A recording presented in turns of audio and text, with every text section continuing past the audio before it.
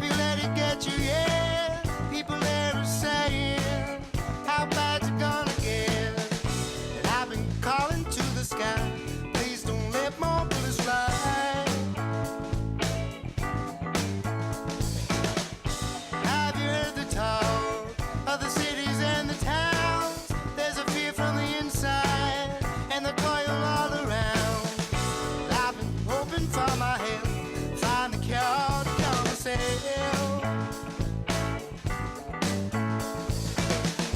In these times of struggle, you can hear the children cry.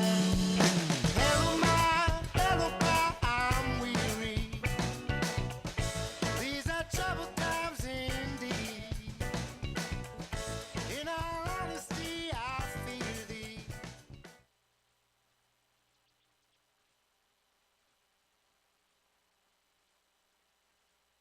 Hello, critical thinkers. Welcome once again to Critical Mass TV. I am your host, Brad Hartley, and it is a very frigid and frosty Sunday night, February 15th, 2015. As always, I am very grateful to Vermont Community Access Media, or VCAM, for providing the space and freedom that make this show possible. Thanks also to Jim Kelty, VCAM technician, for his assistance to me, a technological illiterate. And thanks also to Jeremy Harple and the Aerolites for the use of their song, Have You Heard the News, as our theme music. Tonight, the topic of discussion is trade, or more specifically, what corporate interests call free trade agreements. Our focus is on the two now being secretly negotiated between the U.S. and Pacific Rim nations, and also the United States and the European Union.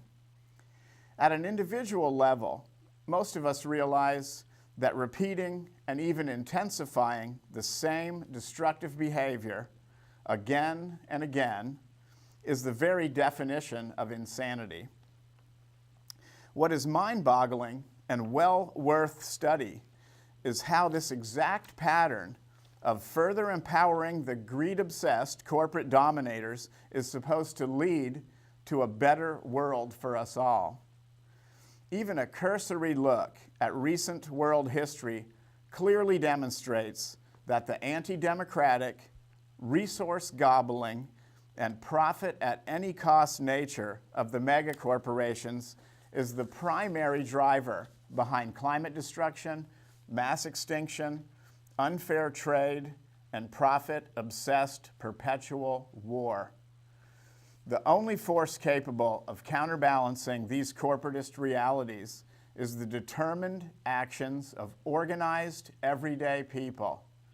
Yes, meaningful democracy. Whenever I'm presented with a new concept regarding solutions to problems, I always ask, how democratic is it? Do affected people have the ability to participate? Usually, with issues of authority and control, the answer is a top-down and anti-democratic no way. Ecologist Barry Commoner is not alone in asking whether the operational requirements of the private enterprise economic system are compatible with ecological imperatives. His answer was hell no. All right, that is my segue into tonight's discussion. Super secret negotiations by hundreds of corporate lawyers might seem a bit exclusionary.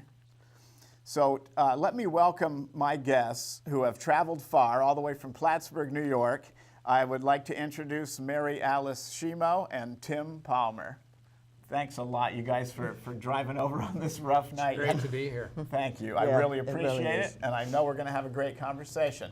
So if you could, Mary Alice, introduce yourself a little bit and tell us, a bit about you and what you have been working on. Well, I'm an activist who moved to Plattsburgh about 5 years ago, mostly to be closer to my grandchildren, and then another one came along. So I lived in Pittsburgh for a number of years, and I was very much a part of the activist community there, and was powerfully, I think, mentored by some of the older people. And there's an organization called the Thomas Merton Center there. I was on the board of it. So, and it's what you got to do. You know, you can't just sit back and know all this awful stuff is going on. You have that to hurts people. work for justice. Yeah. And I know you do a very good job of it too. I try. And you've also been on the show before, which I really appreciate. And so I mentioned also we have for a guest Tim Palmer. And Tim, why don't you just tell us a little bit about yourself and what you have been involved in lately? Well, I'll give you a little bit of background. Sure. Which is kind of all over the map. I've been fascinated with life forms ever since I was a small child. My first degree was in botany from the University of Maryland. I went on to do research at the Beltsville Agricultural Research Center. And then I took an interest in human beings as a life form. I got a 4-year degree in nursing. Went on to set up an AIDS service organization in the North Country, serving rural Catholic Northern New York, which was very interesting. That was really the beginning of a 25-year public health career, which I retired from in January of 2013. And between that time and now, I've actually finished a master's in environmental policy and law at the Vermont Law School. So, I'm basically devoted to saving the planet from destruction. Well, good for you. From itself. I think all three of us could, absolutely. could claim that as one of our primary goals. The more the merrier. Yeah, I know. The critical mass that I talk about is what I'm referring to in the title of the show is the fewest number of people that it would require to sustain meaningful change in the world. So, and it's been proven in many, many different circumstances. It doesn't take everybody. You just need to get to a certain point, and then, like Nelson Mandela famously once said, everything is impossible until it happens. And I love that. Yes. You have to stay optimistic about it. What is the current estimate of the percentage? What is the critical mass? Well, some of the best discussion I ever heard about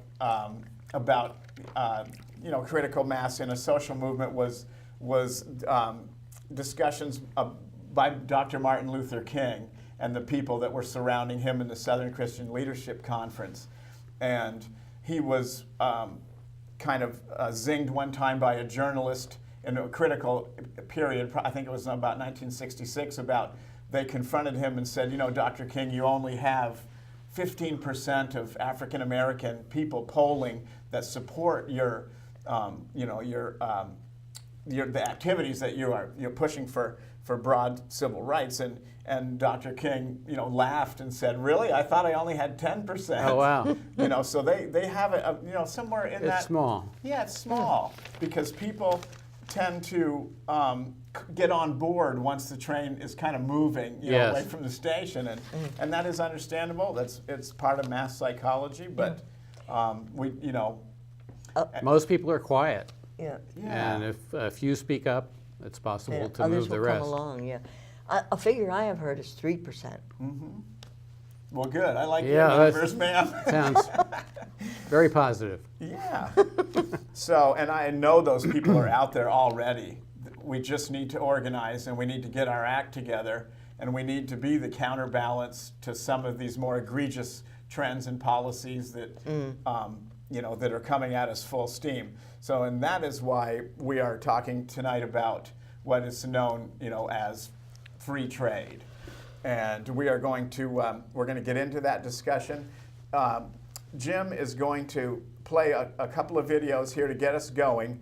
And the first one is called Workers Speak Out About the Trans-Pacific Partnership. So we'll watch those and we'll be right back.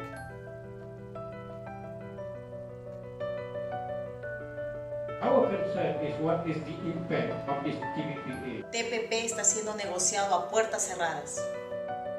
TPP could mean more corporate influence over my government's economic policy. TPP could mean that I feel less secure. TPP could mean that global corporations pit worker against worker in a race to the bottom. TPP nos haría más difícil organizar a los trabajadores. TPP could mean fewer work opportunities for local residents. El TPP significaría menos dinero para cubrir las necesidades de mi familia. TPP significaría tener medicamentos más caros. TPP could mean companies write my country's food labels and safety standards. TPP significaría comida nociva y contaminación ambiental. TPP is a trade and globalization agreement between 12 countries.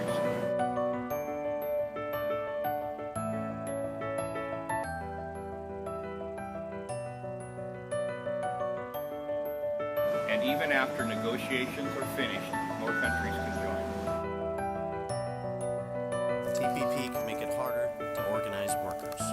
TPP could mean deforestation. TPP could mean more overfishing. Le PTP pourrait vouloir dire que notre voix ne sera plus écoutée. Este acuerdo transpacífico es una gran prueba para las posibilidades futuras de la población mundial. TPP could mean we lose our voice. Workers' rights, environmental protection, access to medicines. We urge you to ensure that the agreement will be balanced and centred on people's needs, not simply the needs of corporations.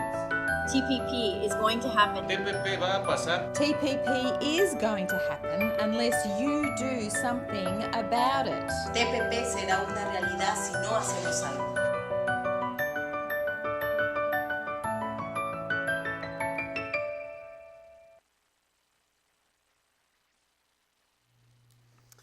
Okay, and we are going to watch a second video now, and it is called TTP, the dirtiest trade deal you never heard of. Right now, big banking, software, pharmaceutical, and tobacco corporations are lobbying governments from 12 countries to negotiate the dirtiest deal you've never heard of. There's a reason you haven't heard of the TPP, or Trans-Pacific Partnership. There are some major corporations and government officials that don't want you to know what's in the deal.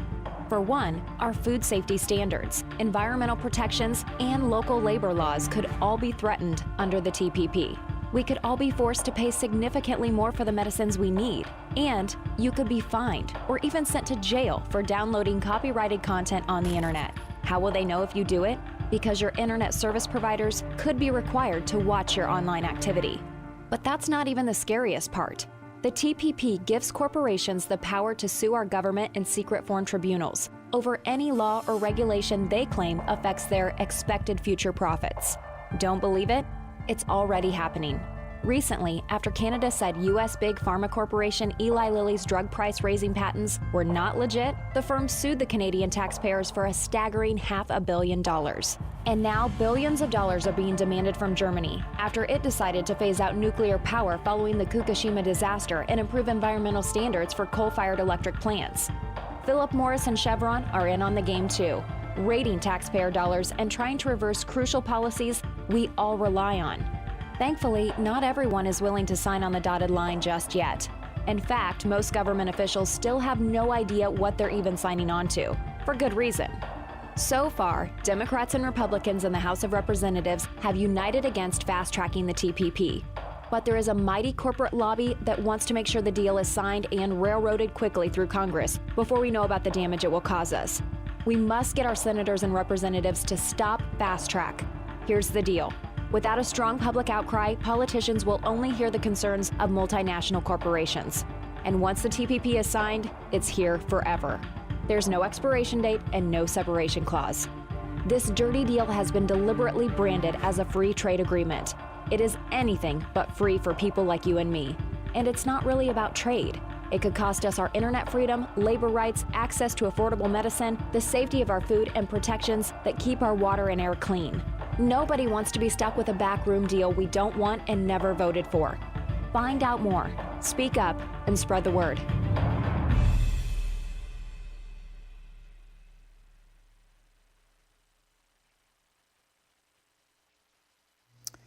So after President Obama's recent State of the Union address, there were two aspects that commenting Republicans all said they would work with Democrats to get done, and we know that that's the way that, that kind of, I don't know, I think it's sort of staged, but their contentious nature lately between the two bipolar party system that we've got here, they basically agree on nothing except finalizing and passing these important big trade agreements, so both of the corporatist parties are on board, and then prosecuting the endless war on terror is the only other thing they agree on. I personally don't think that's just a coincidence, but it is instructive that both of our big major parties, I think it's incredibly important to get fast track and get the free trade agreements signed. I think we could have this whole discussion maybe about why it is that President Obama is pushing it so hard. Mm-hmm. Yeah. I'd love to know that. I definitely have my opinions on that. They're so indebted to corporate benefactors for their power, their position. Their campaigns are run and with Citizens United and some of these unbelievable decisions by legal authorities that unlimited corporate money can now be flooded into our political process, and they're going to. It would be unrealistic to think that they're not going to behave the way that a corporation wants them to behave. Yeah. I think it's interesting how that puts Democrats at a disadvantage because the Republican ideology fits perfectly with that. They're very simpatico with it, whereas Democrats are more, at least, trying to do something for people more generally, which doesn't put them in good favor with the corporate powers that be. So they have to kind of keep twisting themselves into a pretzel. They don't really ever say, well, look, we got health care, we got this done or that done. They're kind of quiet about it, about what they accomplished.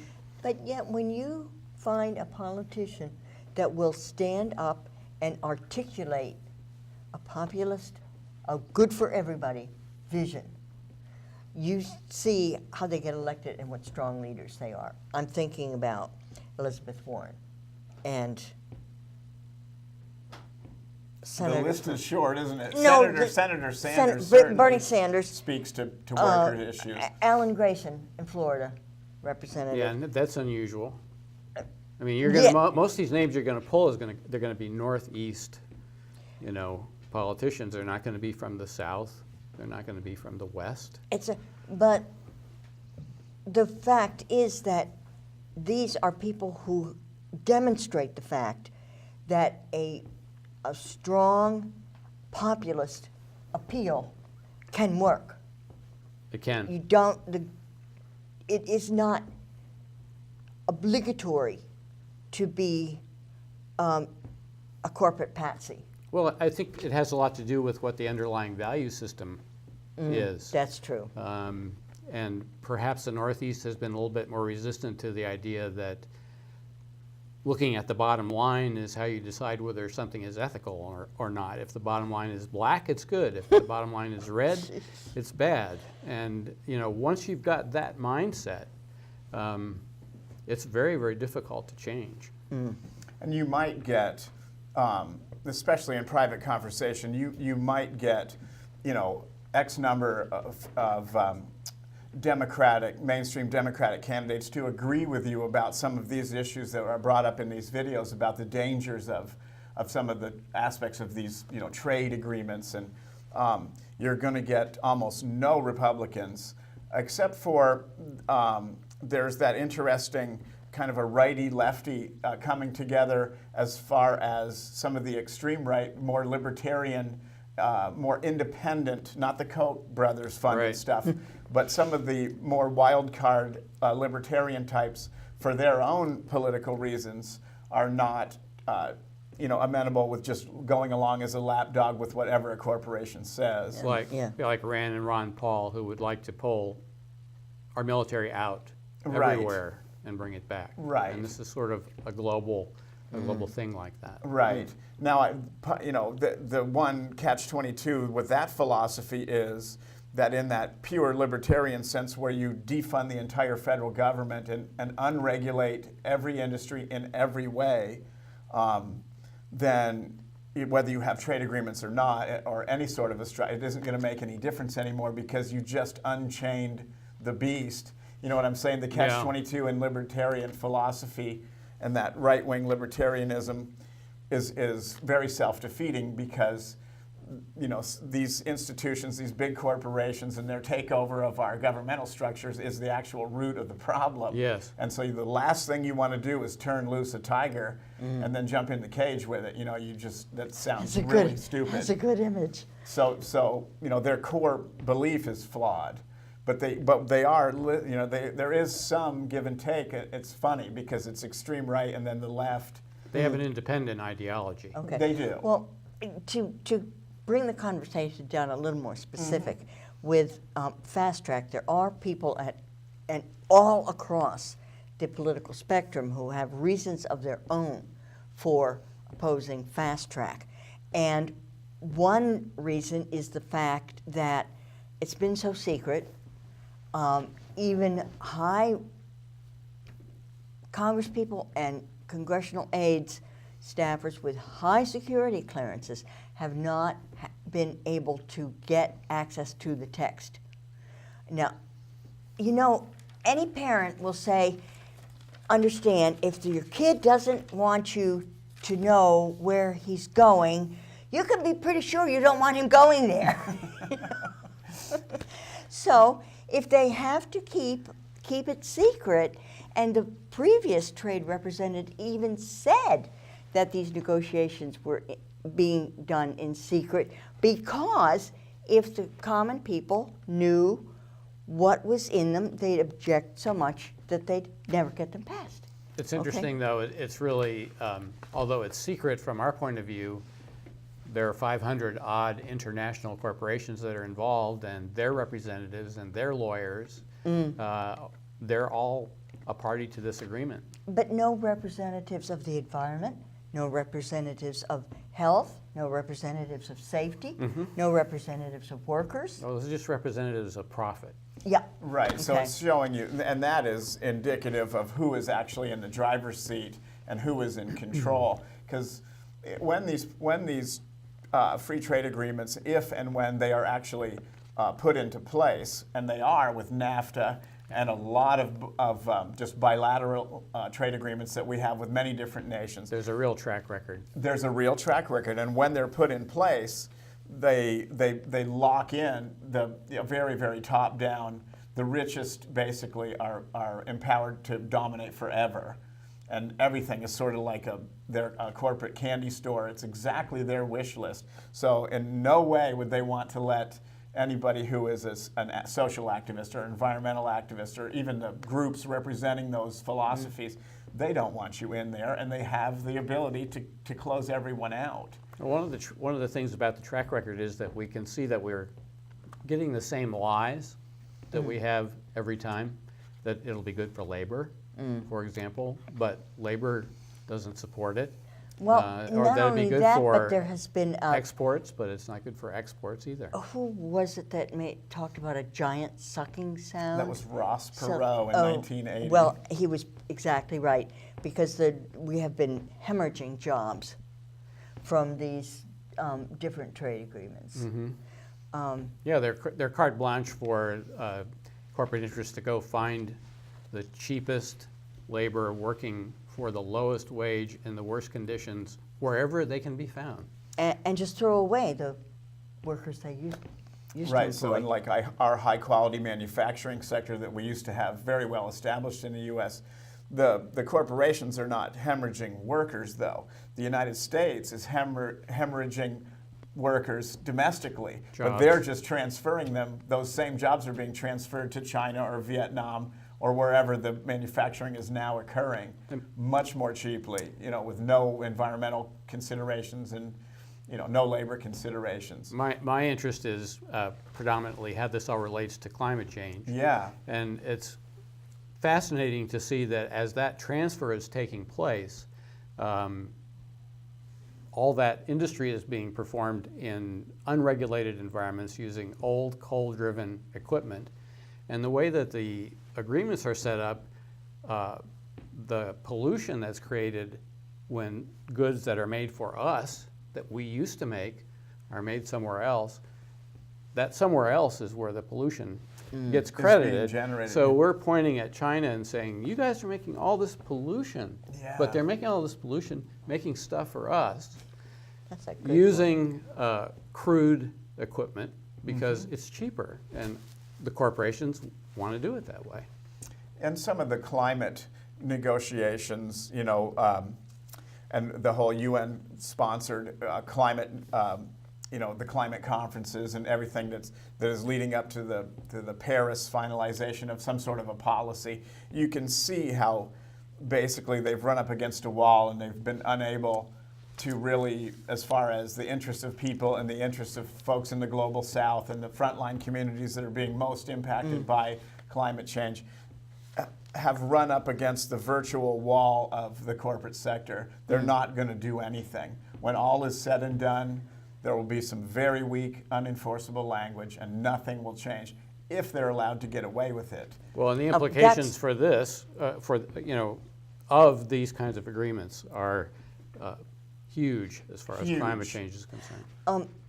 But to fast track it means that Congress will have 60 days to sit down and read a document that's this many pages, okay? Right. And that's the debate that's going on now, right, is whether we're going to do that. Okay. And will not be able to amend a single word of it. No amendments. Congress, it does not come into Congress's hands until after it has been signed by the President and all the other international heads of state, at which point it is now international law, and then we're going to ask our Congress to say, do you like this or not? I mean, that's pretty lame. Up or down Up vote. or down vote. It's pretty lame. It's really... So fast track. So a lot of people who are constitutionalists are opposed to fast track. And to go back to your image when you said in the driver's seat, okay? It's, the brakes can be put on this whole process if fast track can be stopped, and the people are the brakes. If enough of us inform ourselves about this and speak out, if we get a critical mass acting together on it. Right. So part of what we're doing this evening, I guess, is advising people to get in touch with their elected representatives and let them know how important it is that fast track not come to pass. That is a very, that is one of the primary reasons that we're here tonight and talking about this issue. People can plug in many different ways. I think one of the best ways is to research where you can fit in is to go online and, you know, Google free trade agreements, Trans-Pacific Partnership, TPP, the TTIP, and you will find a wealth of information and a lot of different groups that are, you know, trying to bring in as much support as they possibly can to then lobby the way the system works, in many different ways, lobby the power brokers to not approve fast track authority for President Obama. And just if I may, go for it. I would highly recommend going to Jim Hightower's Lowdown and in his current issue. It's totally devoted to this. The Hightower Lowdown, and that is online. You can read every one of his. It is. You have a copy of it here, don't you? I do, actually. And it would have it's Hightower Lowdown, all lowercase, .org. Yep. Very good. I love Jim. He is absolutely outstanding. Let me tell not people. Not a lot of reading, but again, when we're talking about fast track, let me just read these two paragraphs and let people hear what. So, U.S. Trade Representative Michael Froman appeared before Congress to make the corporate argument for fast track trade promotion authority. The United States Trade Representative and President Obama are pushing fast-track pre-approval for the Trans-Pacific Partnership and other big trade agreements they are working on.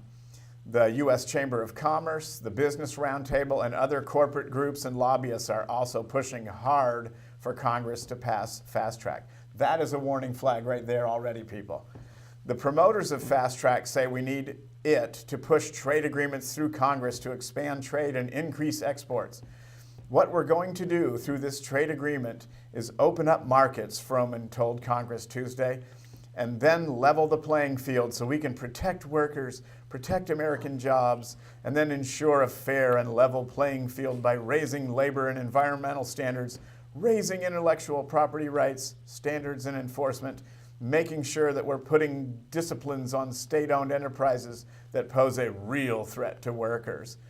And if you just dissect those paragraphs just a little bit, of course, the last sentence, that state-owned enterprises or any public water system is what he's talking about, public highway systems, all of these things will be privatized and sold off to the highest bidder under these trade agreements. And it's interesting, President Obama really began to push this with his 2010 State of the Union. And he said that exports would double in the course of 5 years. Right. However, that hasn't happened. That has never happened with any of the trade agreements.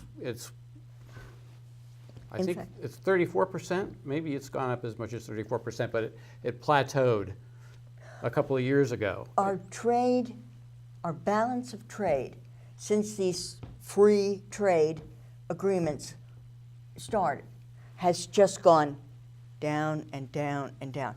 With the NAFTA, we started out with a positive. You're talking about the trade deficit. And it was rapidly turned into a deficit, and that deficit has just grown and grown and grown. Now, the people who talk a lot about deficits don't seem to be talking about that deficit. Because one thing to remember is there's a tremendous amount of propagandistic language that goes on when they're explaining these policies to us. Nobody in the corporate sector really cares about workers, nor do they expect exports to increase. They're not held accountable for what they say. What has happened, so you pointed out very aptly that with the signing of each trade agreement, our trade imbalance with other nations has actually plummeted. You can actually plot them on a graph, and you will see that with the signing of each of these trade agreements, whether it's NAFTA or the bilateral agreements, or the Korea or the which are just the ones between us and individual countries. After each one of those is signed, our trade imbalance falls. So we're actually importing vastly more than we're exporting, and it increases each time. But what has happened with the signing of each agreement is corporate profitability goes up. Yes. And it's marked on the graph. You can see each time the U.S. corporate sector and the financial sector and everybody who these agreements are really being written for, they benefit. And when they design policy, it's inevitable that that's going to be the result. And they use clever language, it's naked corporate propaganda to confuse and belittle us and to reduce opposition. But the net impacts, what happens is they make a tremendous amount more money, and that's what it's all about. And one of the ways that they do that, each one of these agreements is like a module in a global structure that's being put together.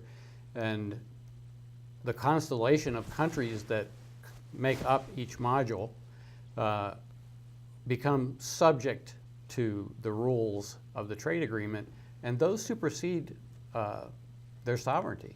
Right. Laws that are passed by a nation can be nixed, basically. Yes. If they have any potential for suppressing profits. Yeah. So let's talk about what is meant when I say investor-state dispute settlements, because that is one of the major components of these trade agreements, and it always has been since the first one. But what that means, just really briefly, is that corporations are prioritized in all of these agreements. And the political boundaries, political entities of individual nation states are de-emphasized. So we're working towards eliminating actually boundaries and, yes. and the rights of people to be self-determinate as inside their nation. So say a corporation X, does not like the law that a country like us has just passed. Say we pass a law regarding fossil fuels and the use of fossil fuels, and we want to clean up or change our power grid to being more renewable. Well, you know, a foreign fossil fuel company can sue us in the tribunal system or the investor state dispute settlement system, and if they prevail, which they probably will if it's infringing on their profitability, they have access to the treasury of the nation that's passed the law, and they can basically be paid X number of hundreds of millions of dollars to replace their future profit loss. Yes.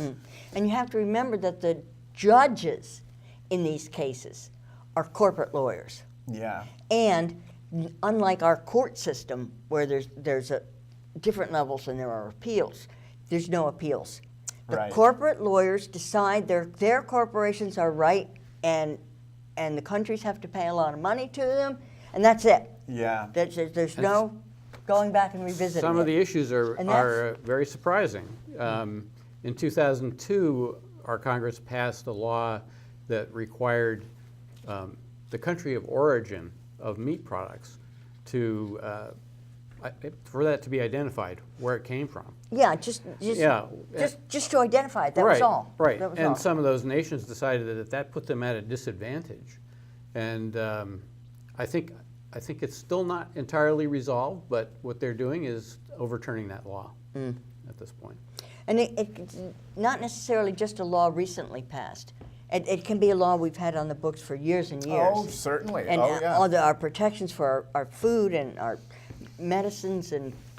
I think that probably varies, just to tweak that a little bit. I know that in the case of, I think it's Denmark, for example, some countries race to get laws in place prior to these agreements going into effect, so that they can be sure that they will stand. I mean, it depends on what's negotiated in each individual agreement. And under the World Trade Organization rules, I think a country has to, I'm sure of this, in fact, a country has to take the case to the tribunal. A corporation complains, the country takes it to the World Trade Organization. That's not necessarily true in the more recent trade agreements. Individual corporations can actually do it on their own. It doesn't require the government. The old thinking was that the government was the one that would have to initiate bring the case to the WTO for the corporation that was being damaged or whatever. Yes, or could be damaged. Right, it could be damaged. Now they've eliminated even that kind of superficial layering over of the public sector. So if a corporation wins, the taxpayers of the losing country must foot the bill.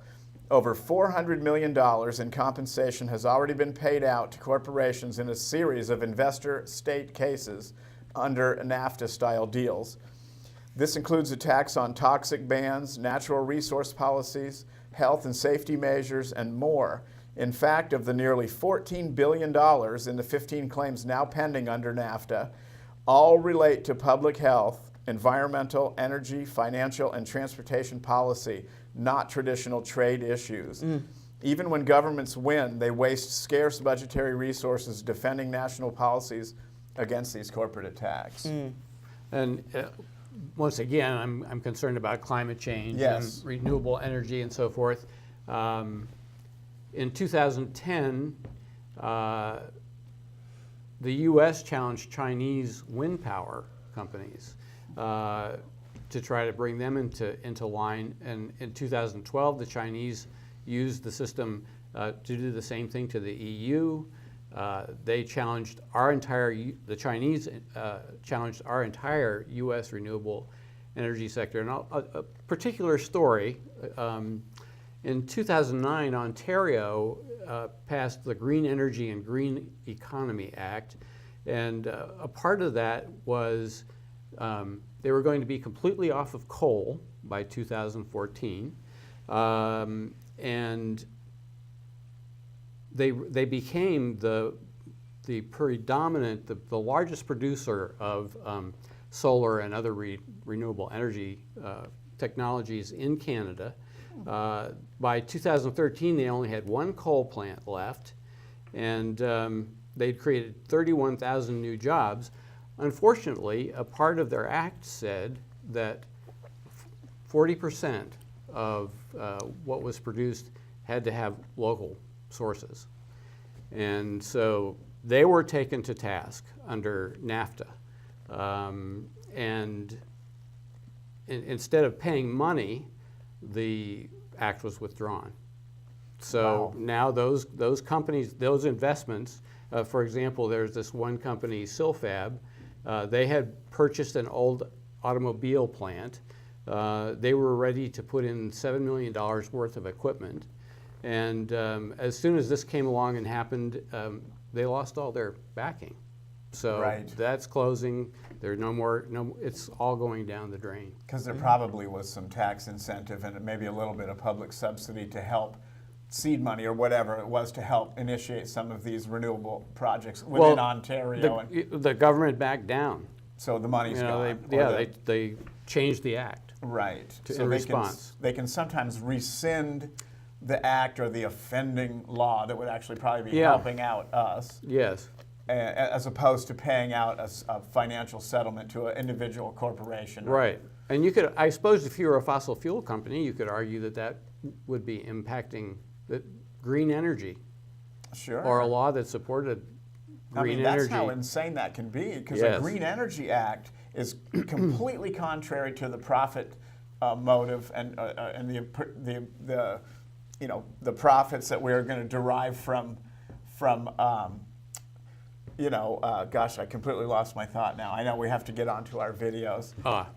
But, gosh, I completely lost my train of thought. Well, just along that line of thinking, I think right now Australia is being sued because they passed an anti-tobacco law, to protect the health of Australians. And they're being told by the trade agreement, well, that's what the point I was making is that any renewable energy project is going to be in conflict with fossil fuel profits. So they could all be shut down under these kind of things. So Jim is now going to show us our next couple of videos. The first one is about the trade agreement with the European Union, which is called the Transatlantic Trade and Investment Partnership, or the TTIP. And it's called Activist Triumph as Contentious U.S. Free Trade Deal Clause is Suspended. I think to discuss this issue further is anti-TTIP campaigner John Cena. Thank you very much for joining us on the bulletin, John. Now that the ISDS has been removed from the negotiating table, does TTIP still pose a threat to European governments? Well, I think it is a major step forward that ISDS has been taken out, and that's been the result of mass campaign and petitioning. I think this has been one of the largest petitions the European Commission has ever seen. But I don't think we're fully out of the woods yet. I think we really need to kill this trade deal dead, because we really don't need it. We already got existing trade system under the WTO. And we don't really have a problem with tariffs. The tariffs for goods exported and imported are between North America and Europe are practically nil. So I don't really see the need for it, and I do not buy the claims that it will boost GDP, because we've seen in past trade deals like NAFTA, you've seen there are major damage done to Mexican agriculture. John, sorry to disturb you, John. Before we do go on to the possible positives for the European governments to have ISDS, I just want to go on to the next question. And why were larger governments actually keen on ISDS in the first place, when there's a possibility their governments can actually be sued? Well, I think it's because of the corporate lobbying, basically, and that people have been misled. about the consequences of accepting ISDS. It's a major, it's a major threat to the rule of law. It means that laws passed in Parliament can be overturned by a secret court, which isn't appointed by any government, which isn't accountable to any government, whose deliberations are in secret, and for which there is no right of appeal. So I think this is a way of bypassing the due legal process, and I think it's unacceptable. Now, in terms of Europe, what would have the ISDS agreement meant for the weaker countries in the EU? I mean, especially the austerity-hit ones. Well, I think it would have further undermined the ability of governments in the crisis-hit economies to actually introduce policies which would boost growth and protect living standards and employment protection for workers. Yes, you were going to say that? It would have threatened also environmental regulations. Mm-hmm. So I think on all, whether the countries are poor or rich in Europe, they are a threat to all of them. Now, John, you alluded to this in previous comments. Now, with almost 96 billion euros that the EU can benefit from, including ISDS, surely this clause would have probably benefited the EU, possibly in the long run? Well, I don't. I'm very sceptical about these claims. They're always told these trade deals are going to boost GDP, but they're never asking, well, who is going to benefit from it? It's not the case that the GDP increase in wealth is going to be distributed evenly amongst society. What we've seen with the liberalization of trade and neoliberal globalization is actually it's a tiny minority who benefit from these, and the majority do not benefit. And we're seeing increasing inequality, for instance, in Europe and in countries which are opening up to the global market, like India. We're seeing vastly increasing levels of inequality. So we must question whether this trade liberalization actually does deliver the benefits that are claimed for it. Okay, we're just going to have to leave it there. John Cena, anti-TTIP campaigner, thank you very much for your time.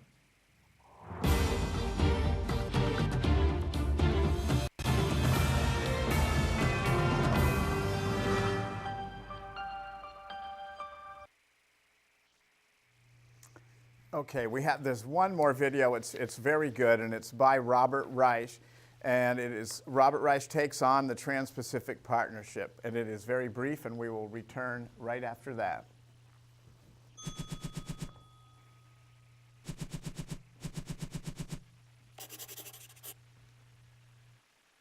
Republicans in Congress are eager to work with the Obama administration to fast-track the passage of the Trans-Pacific Partnership. If you haven't heard much about the Trans-Pacific Partnership, that's part of the problem right there. It would be the largest trade deal in history, involving countries stretching from Chile to Japan, representing 792 million people and accounting for 40% of the world economy. Yet it's been devised in secret. Lobbyists from America's biggest corporations and Wall Street's biggest banks have been involved, but not the American public. The pharmaceutical industry, for example, they get stronger patents, delaying cheaper generic versions of drugs. Big corporations and Wall Street get an international tribunal of private attorneys outside any nation's legal system that can order compensation for any lost profits found to result from a nation's regulations. That means even U.S.-based corporations could challenge any U.S. government regulation they claim unfairly diminishes their profits. Say, laws that protect American consumers from unsafe products or unhealthy foods, that protect workers, block toxic emissions, or prevent another taxpayer-funded bailout of Wall Street.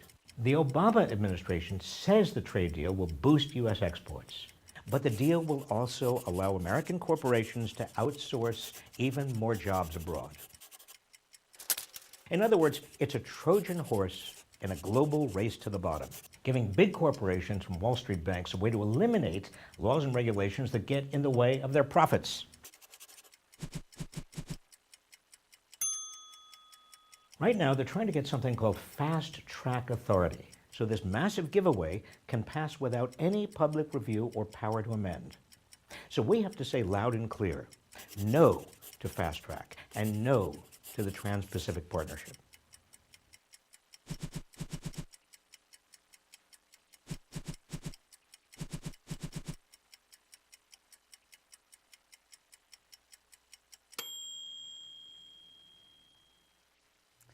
One thing that always occurs to me when we're having conversations similar to this is not just how irresponsible the corporate media that we all rely on to inform us, but how almost criminally negligent they are in, like tonight, granted it's funny, but there's the Saturday Night Live reunion of the last 40 years of cast members, and the hype for that is endless, and it goes on, which is basically mental masturbation. It's funny, but it's not going to create anything. There's the whole obsession about 50 Shades of Grey, which is a horrible bondage film about mistreating women in some bizarre fashion that's supposed to be entertaining and supposed to somehow empower us to be submissive, but I don't even know what the hell it's about. And then something so important as these trade agreements, just to point out one fact, that since 2010, corporate media has only mentioned by name the TTP or the TTIP only 3 times on our major corporate networks. 3 times since 2010 they've been mentioned, and all 3 times they were positive that we need this, we have to have this. And never once has anyone like Robert or anybody been allowed on to explain the drawbacks and the negatives. And here you and I and Tim are doing our best to try to get the message out. What's wrong with that picture? Well, it's certainly not by chance. To say the least. I know. You don't think we would get any advertisers if we did shows like this? That's why we started something like this, and I think let me hold that up. community- Let's talk about. So this is called Undercurrents, and it is news from the grassroots. And this was February, March 2015, and you have on your front page. This is the 6th edition. 6th edition. We have the day New York banned fracking. We have the Josh Fox and Friends. If you want to hold that up, you can promote your upcoming event. Both written by Josh Fox. These 2 articles were both written by Josh Fox just for us. Wow, that's fantastic. So Josh Fox and Friends bring solutions to Plattsburgh, New York, and then it's, this is grassroots media at its best. There's all a piece from Plattsburgh, New York. on trade agreements in there. Okay, very good. And the Josh Fox event is get off fossil fuels, get on wind and sun, and we have a future. So renewable energy speakers, music, and film clips, and this is all happening. What is the date for this event? March 8th, isn't it? Sunday, March 8th at 3 p.m. on the SUNY Plattsburgh campus. Let me pitch this one. That's very important to know. But this is what people at the grassroots can do if they put their minds to it. And I'm gonna plug Bidder 70. Yes, sir. Tim DeChristopher, who is a modern hero in my own estimation, who saved 22,000 acres of pristine public land from oil and gas drilling, and spent 2 years in prison as a result. This movie, he was bidder 70. He saved that land by bidding on it with no intention to pay for it. It was an illegal auction anyway, and he exposed it through his Bureau of Land Management. Bureau of auction, Land, yes, right. There was sex and all kinds of stuff going on in the Bureau of Land Management at that time. Bureau of Land Mismanagement. Yes, exactly. So this is going to be a free screening in Plattsburgh on the 28th. That's a Saturday at 30 City Place. Downtown Plattsburgh, and everybody's invited. Okay. Great to have them come on out. Can people check these online? Is there a way to check these Plattsburgh events online, or? That's a good question. I'm the lead person for the Bidder 70. Okay. And I suppose people could get in touch with me through you. Well, certainly they can. Yep. I hope to be able to make it over there. I would love to. I have never seen the film, and I like to go to these events to meet the people that are also going, which is another good way to help organize. That would really be cool, because Plattsburghers do so much coming to Burlington. Yes, absolutely. We need to get our hindquarters across the lake more often your way. Well, but see what's happening, because we've been working on the idea that people can work together, people can get together, and when they do, the people have power. Right. You know, and they can focus on different things. So this is, and this is somebody else in our People for Positive Action group. Right. And then the League of Women Voters has an event coming up this Tuesday. 3 local elected women are going to have a public conversation about why, it's called Why She Ran, about, you know, why they ran for office and why they feel it's important for women to get involved in running for office. And then also, I think, present women who are thinking about it with where they can find resources to help them prepare. Well, they're really opening themselves up to be mentors. Yeah, they are. They're offering basically to help. And then besides Bidder 70 and the Grassroots Tour, another person in the group has worked on organizing a sidewalk safety community forum on the 10th at 2 p.m. That's very important. On the campus. And that has to do with the snow not being cleared and people in wheelchairs, people with baby strollers, people who are just older and maybe not so steady on their feet. And when an older person has a slip and fall, that takes them a while sometimes to recover from that. It does, and I just wanted to mention that although when I checked today, this particular issue was not yet online, at www.undercurrents.webs.com, you can see all these issues. Okay. And all these articles, very good. Yeah. So then also on the 10th at 6 p.m., the League of Women Voters has a Systems of Renewable Energy forum going on, and they have people speaking on different, like wind, solar, and geothermal, and then another person who will speak about how you can, if you have a house and you're not thinking about building a whole new house from scratch, how you can introduce some of these alternate forms of energy into the house you have. Right, incorporate them into your home. And a sort of a different aspect of the same lexicon of interests. We've seen a really hard push at disenfranchisement of voters. Even just for local elections, a lot of money has come in to pay conservative lawyers to get people into court who used absentee ballots. Yeah. And if they used an absentee ballot, they had to come to court. So there's an article on that in here and other things. Yeah, the John Roberts Court has just been amazing with its erosion of just basic rights and the empowerment of corporations over the last 10 years. That's another interesting avenue for people to study. That this most recent Supreme Court is pretty amazing. We don't need a Voting Rights Act anymore. So we only have about a minute left, Mary Alice. But the one other thing that we're doing that is not a separate, an individual event, but an ongoing process is a study of this book, What Then Must We Do, by Gar Alperowitz. He has been involved in some of the building up local economy things that have happened in Cleveland and in Pittsburgh and in a number of other cities. Talking about transforming the culture politically and economically. Right. We do need some transformative action, and we need a new economy. That is totally for sure. So one of the ultimate ironies is this week in Geneva, talks are continuing towards international agreements on climate action.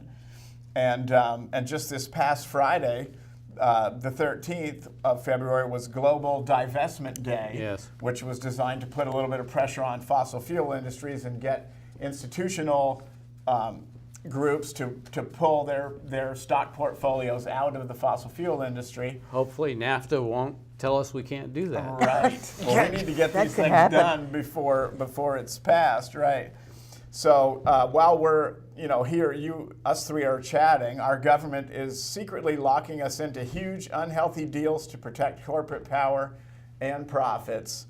And another important thing to take home is you have to do a lot of your own research. You really have to organize together And that is the message here from Critical Mass TV. There is no justice without peace.